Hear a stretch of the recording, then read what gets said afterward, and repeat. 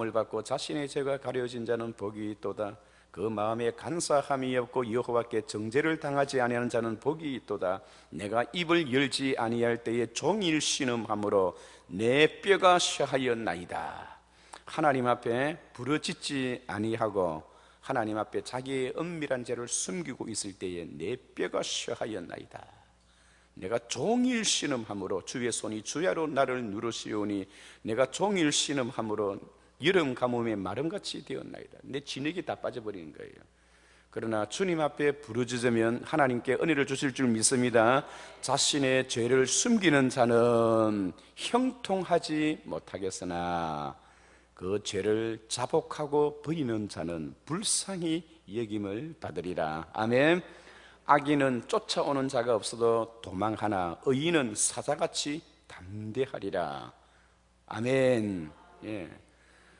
성실히 행하는 가난한 자는 사국을 행하는 부자보다 나으니라. 여러분, 이런 그 잠언의 그 말씀들이 우리에게는 가슴에 정말로 이 보약과 같은 거예요. 그렇지 않습니까?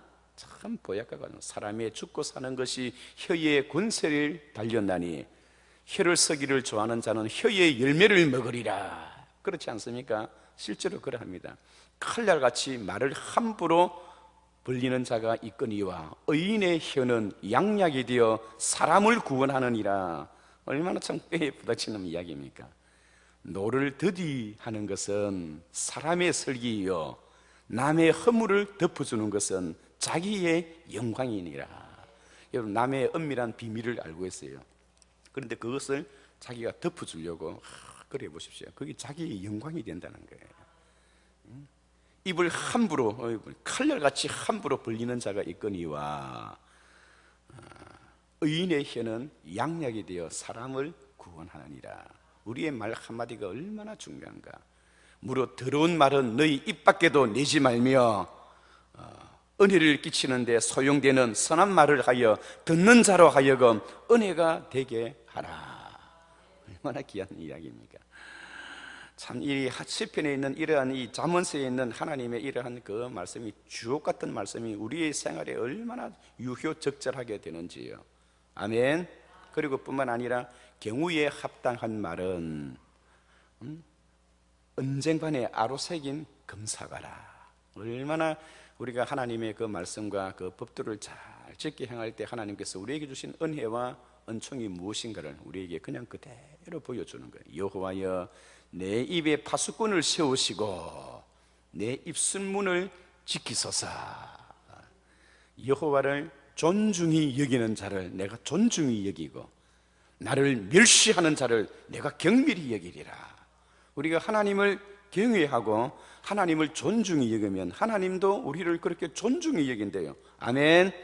오늘 새벽마다 하나님 앞에 나와 기도하는 우리의 가슴 속에 여호와를 경외하는 그런 심령이 많아지시기를 바랍니다. 여호와의 인자하심은 여호와를 경외하는 자에게 영원에서 영원까지 이르며 그의 의는 자손의 자손까지 이르게 하나니. 얼마나 여러분 이 하나님을 그 경외하는 것이 우리 인생의 큰 복이냐 하는 것을 볼 수가 있습니다. 오늘 특별히 우리가 역대상 4장을 읽었습니다만은 이 역대상 4장은요 아주 유다의 자손과 시몬 자손에 대한 그 족보가 쭉 나열되어 있어요. 여러분, 유다 자손이 어떻게 되어 있나요? 유다가 누구의 관계 속에서 쌍둥이를 낳습니까? 유다는 누구에게서? 유다는 다말에게서 베레스와 세라를 낳고 베스로는 람을 낳고 람은 헤스론을 낳고 헤스론은 아비나답을 낳고 아비나답은 나손을 낳고 나손은 살몬을 낳고 살몬은 라벡에서 보아스를 낳고 보아스는 룻에게서 오벳을 낳고 오벳은 이세를 낳고 이세는 다윗왕을 낳으니라. 이것이 바로 유다 자손의 지파의 족보입니다. 유다 자손의 지파의 모든 이 족보는 누구를 향하느냐 하니까 예수 그리스도를 향하게 되어 있다는 거예요. 여러분, 모든 족보뿐만 아니라 모든 역사와 모든 사건의 중심에는 예수 그리스도가 가운데 있는 줄 믿습니다. 예수 그리스도가 빠지면 그건 아무것도 아니에요. 너희가 성경에서 영생을 얻는 줄을 생각하고 성경을 상고하거니와 이 성경은 곧 나에 대하여 증거하는 것이니라. 성경에서 예수 그리스도를 빼면 아무것도 아니에요. 이에 예수께서 모세의 글과 선지자의 글로 시작하여 자기를 가리켜 기록한 것을 자세히 그들에게 설명하시느라. 예수께서 이르시되 내가 너희와 함께 있을 때에 너희에게 이미 말한 바 모세의 율법과 선지자의 글과 시편에서 나를 가리켜 기록한 모든 것이 이루어져야 하리라 하는 것이 바로 이것이니 예수께서 그들의 마음을 열어 성경을 자세히 가르치니라. 여러분, 성경을 안다고 하는 것은 예수 그리스도가 어떤 분인가, 예수 그리스도가 왜 이 땅에 오셨는가, 예수 그리스도께서 이 땅에 오시기 전에 하나님께서 어떤 준비와 어떤 과정을 통해서 마침내 예수 그리스도를 이 땅에 보내셨는가, 그리고 예수 그리스도를 보내신 그분을 이 땅에서 영접하는 자는 어떠한 혜택을 받고 그분을 반대하고 그분을 거역하면 그들에게는 어떤 일들이 일어나게 되는가, 이것을 성경에서 기록하고 있는 거예요. 그러므로 성경은 예수 그리스도가 가장 중요한 핵심의 인물인 줄 믿습니다. 성경에서 예수님 빠지면 아무것도 아니에요. 아무것도. 삼국지에 봐도 뭐 얼마나 여러분 재밌는 이야기가 많아요. 삼국지에도. 성경은 재미있는 이야기를 우리에게 던져주는 건 아닙니다. 특히 삼국지에 보면 이 관전대전, 그리고 뿐만 아니라 인흥대전, 뭐 이런 벽전, 뭐 벽도대전, 뭐 이런 여러 적벽대전, 뭐 이런 전쟁의 이야기가 많이 나오잖아요. 성경은 전쟁 이야기를 하고자 하는 것이 아니에요. 예수 그리스도가 어떤 분인가, 그것을 말하는 겁니다. 그래서 하나님은 구약시대 때부터, 아브라함 때부터 하나님은 예수 그리스도를 이 땅에 보내시기로 작정을 하셨어요. 여호와께서 아브라함에게 이르시되 너는 내 고향과 친척과 아비 집을 떠나 내가 네게 가르쳐주는, 보여주는 땅으로 가라. 내가 너로 큰 민족을 이루고 네게 복을 주어 내 이름을 창대하게 하리니 너는 복이 될지니라. 너를 축복하는 자에게는 복을 내리고 너를 저주하는 자에게는 저주하리니 온 땅 모든 민족이 너로 말미암아 복을 얻으리라.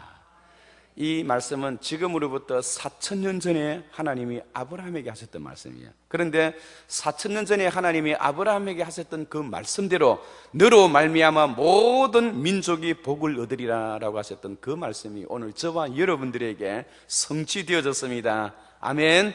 하나님의 말씀은 살았고 운동력이 있어 좌우의 날선 어떤 것보다 예리게 하여 우리의 영과 혼과 및 관절과 골수를 찔러 쪼개기까지 하며 우리의 생각과 마음의 뜻을 감찰하느니 하나님 앞에 감춰질 수 있는 것이 아무것도 없다는 것을 우리에게 보여주는 귀한 말씀인 줄 믿습니다. 그래서 이 유다 지파를 통해서 예수 그리스도가 이 땅에 탄생하게 될 것을 미리 구약 성경 때부터 미리 그것을 보여주는 거예요. 그래서 마태복음 1장에서 이 역대상 4장에 있는 이 유다 지파의 족보를 한단 명료하면서도 중심 핵심 인물을 다 들어가게 만들어서 아브라함과 다윗의 자손 예수 그리스도의 세계라. 아브라함이 이삭을 낳고 이삭은 야곱을 낳고 야곱은 유다와 그의 형제를 낳고 유다는 다말에게서 베레스와 셀을 낳고 베레스는 헤스론을 낳고 헤스론은 람을 낳고 람은 아미나답을 낳고 아미나답은 나손을 낳고 나손은 살몬을 낳고 살몬은 라벡에서 보아스를 낳고 보아스는 오벳을 낳고 오벳은 이세를 낳고 이세는 다윗왕을 낳으니라.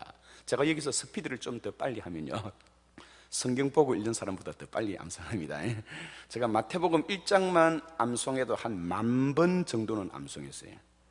이 10,000번 정도 암송해야 성도들 앞에서 스피드를 조절하면서 브레이크를 밟았다가 스피드를 밟았다가 이렇게 조절을 하고 강약을 조절할 수가 있어요. 이 족보가 여러분 성경을 이해하는 데 얼마나 큰 도움이 되는지 몰라요. 아멘. 뭐 새벽 시간에 기분 나쁜 것이 있습니까? 표정들이 왜 그래요? 할렐루야.